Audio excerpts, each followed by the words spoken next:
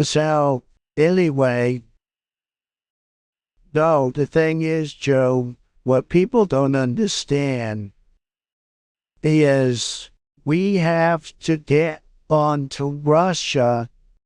And man, I'll tell you, we gotta get on the Russia quick. And that's why I told Putin that if he was gonna drop, excuse me, if he's gonna drop his bombs, I'm gonna drop mine. But what Putin didn't understand was, what I meant was F-bombs. Anyway, Joe, it's such a pleasure being on the show. My throat is burning, and I need to go get a glass of tea. Can I get a glass of tea in here, please? Oh, brother. Hello, boy. You see, that is just so wild to me that something like that would happen. How the world do you let something so big, it's so huge, and so just transcendent slip through the cracks like that? I just don't understand that. And that's why I have always said, if you're going to go AJB, then you need to do it safely. You need to invest with diversity. You need to diversify. You need to have diversity in your investments. Like, don't just take all of your gold and stick it in one place. Do you know what I'm saying, man? Just like, don't. Wait, let me see that. Is that Casino Royale? Oh, dude. Brah. That is like one of my favorite James Bond movies of all time, believe it or not. As much as I like the OG, I like Goldfinger and all that. But goddamn, brah. This goddamn Casino Royale, that made me start watching James Bond movies again. Well, I tell you, Joe, it's one thing when you take all of your gold coins, say for an example, you pour them into a bucket, and then that bucket is attached to a string, and then at the other end of the string there's another bucket, and then all of a sudden that other bucket is way up here, and your gold coin, the one with the gold coins in, is way down here. So now you got to pour some of your other assets, like maybe your boat, your car, whatever. But now this end is way down here, and then it's way down there. So now where all your gold coins are, you got to throw in your house and your mansion. And they just kind of just keep going like that till they balance each other out. And look, Joe, it's simple to balance things out. You take one mansion, you cut it in half, and you throw it on top of another mansion, and then you diversify, as I've mentioned earlier. Wait a minute, no, you mentioned that, Joe, I do believe. Oh, man. Lord help me. Did you ever know a girl named Heather that lived out there, I want to say in West City?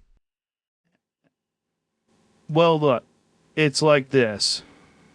I'm just trying to feed my family Kentucky Fried Chicken and Wingstop about twice a month. I tried to become a multi-billionaire. I mean, I guess I'm already that. But, I'm also trying to not starve to death. As I'm sure the rest of the American people are doing the same thing. Except for that one weird uncle you have that has a giant belt buckle and undoes his belt buckle there at the kitchen table and tells racist jokes. But other than that, I am eating a delicious peanut butter jelly sandwich right now, sir. Oh, I love Wingstop. I love their habanero blue cheese. So, I'm waiting right now by what? But I tell you, if you can stop in any restaurant in America, I tell you, I would take some Wingstop and put it inside of an Arby's, because I love Arby's, I really do. And, oh my God. Joe, I gotta tell you, I love Wingstop because, Joe, in case you didn't know, I don't drink. And it's much cheaper than Buffalo Wild Wings. If you ask me, Buffalo Wild Wings is stupid anyway. I mean, they're just stupid. I hate them. Like I said, I don't drink anyway, so I can go to hell. As far as I'm concerned. Oh, I do like their celery bites, though. Oh, that bad Wingstop. I once came out to Time to Play the Game by Motorhead, and I about got sued by Triple H. But then I talked to him, I calmed him down and assured him it was only a one-time thing, that it would never happen again. So then the following week, I came out to, what was that? DX, the DX. Are you ready? You know, are you ready for this? How's that go? Are you ready? You think that you're a badass or so? I don't know. Anyway, suck it. You know, DX, I miss the old wrestling. Wrestling used to be good, man, and now it's just all garbage. It seems like it tanked after about 2012 or so. I just don't like it anymore. It's just stupid. I even remember I went to a house show here recently, and they were showing just how fake it is. The guy kept moving, scooting down, pretending to be knocked out. He kept rolling and rolling and rolling and rolling and rolling until the guy was in position to land on him. It was ridiculous. Just absolutely ridiculous. And that's why I don't watch wrestling anymore. I watch MMA fighting. And, you know, I do MMA fighting. I do the announcing and stuff. So I know that you go to MMA fight matches, don't you? Well, I tell you, as you probably already know, I worked with Vince McMahon on quite a few WrestleManias. I hosted, let's see here, WrestleMania 4, WrestleMania 5 at the Trump Plaza Hotel Casino. I hosted, I think, WrestleMania 16, and I was in a WrestleMania, didn't want to do it, but I thought, what the hell, I'll do it. I'll make a deal with him.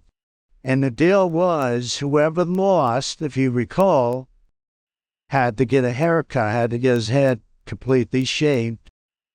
And I told Vince I wouldn't, actually get my head shaved. And he said, oh, you could wear a bald cap or something. We'll have, chunks of your hair. And as it turned out, I ended up shaving Vince's head, as you recall. And, it was a lot of fun. It was a lot of fun. We had fun. And then, of course, it's a shame, like all this stuff came out here recently about Vince McMahon. I can only tell you that Vince McMahon was always square with me. It was always good. I never saw any kind of shenanigans going on around the office when I would go to Hartford. He would invite me to his headquarters in Hartford, Connecticut. And I never saw any of that going on, so I can't speak for those people. And certainly Vince's behavior did not indicate anything such as such. And he's, at least to me, he's always been a good guy. He calls me DT. But, DT, how you doing? DT, what are you doing? DT, we ought to get together sometime for double cheeseburgers at Frenchie's. I said, I'd rather have double cheeseburgers at McDonald's, to be honest with you.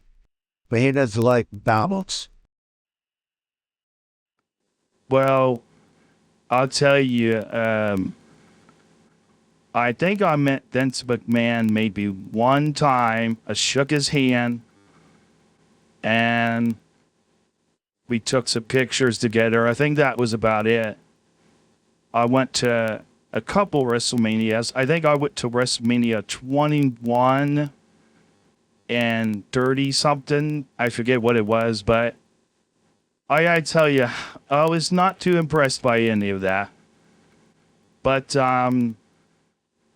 there was something I was going to say. Oh, yeah. I wanted to congratulate you for such a good job you've done. It's almost been a year, sir. We're 2 months away from it being a year, so we've been in this. It's been a year since you were elected, and has been a year. It's been a year since you were officially elected. It's almost been a year since you've been sworn in. And I've got to say, I am loving the job you're doing. Besides maybe that one thing, but other than that, great job. And I like the fact that we're all going to get stimuluses here pretty soon from all the tariffs that you've been putting on people. That's great news, and it's all paying off. And it's going to better our economy. And right on, Mr. President. You've done it, man. You've done it all. And in the words of the late great Frank Sinatra, you did it your way. Moby Miss has always been a friend of mine. Hey, what's up, fellas? I don't care who you are, where you're from. I don't care where you've been, as long as you love me. Never have I ever had to scratch for a dime, as long as you're here in my arms. When you're here with me, I know that you are number one. As long as you don't go away, I don't care who you are. Oh, sorry, fellas. Oh, damn, man. I hope I'm not interrupting this broadcast for any reason, but seriously, though, I just wanted to wish the last words that I could have. A happy birthday. Happy birthday, girl. I don't know what the hell that song had to do with last Morstead, but it is her birthday. Hey, did y'all know she got her start on You Can't Do That on Television? Well, I'm gonna guess that pretty much does it for this show. Felipe, a little bit more security means the ghost of Elvis, for Christ's sake. You can't just let him in here. Anyway, I would like to thank all of my guests. Of course, the President of the United States, Donald J. Trump, and the ghost of Elvis Presley. And as always, ladies and gentlemen, please do subscribe to the Hebrew from Eternia channel. And we'll see you next time right here on the Rogan Experience. Oh, and by the way, ladies and gentlemen, this is AI voiceover. This is not the real thing. This is just a parody. I must put that disclaimer up at the top of the, I should have done at the top of the show. But Elvis, since you're so insistent and singing us music, Ghost of Elvis, I should say, why don't you go ahead and sing us an outro? Take it away, Elvis Presley. Let's go. Come on, King. Good night, everybody.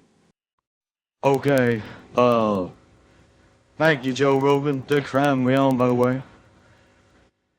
Since it's nearing the holidays, why don't we go ahead and sing this one? Go on.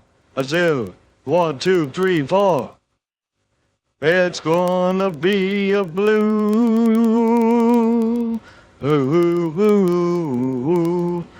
Christmas. Yeah, hold on, folks. I kind of don't like that one. Can we start over? Alright, here we go. Let's try this one. Give it a shot, James.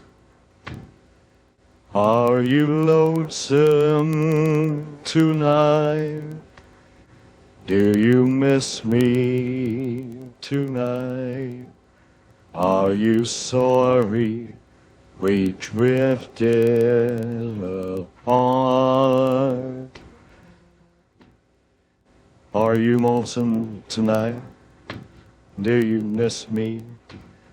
Are your thoughts going back a long time ago? December 26th is what I'm talking about a lot. They'll go back to a bright summer's day when you kissed me and called me sweetheart. You sure did. And then you found yourself a new love, and now he's there to stay. Good night, everybody. Thank you very much. Oh, and one more thing. Do. Haha. Hell yeah. Always wanted to say that.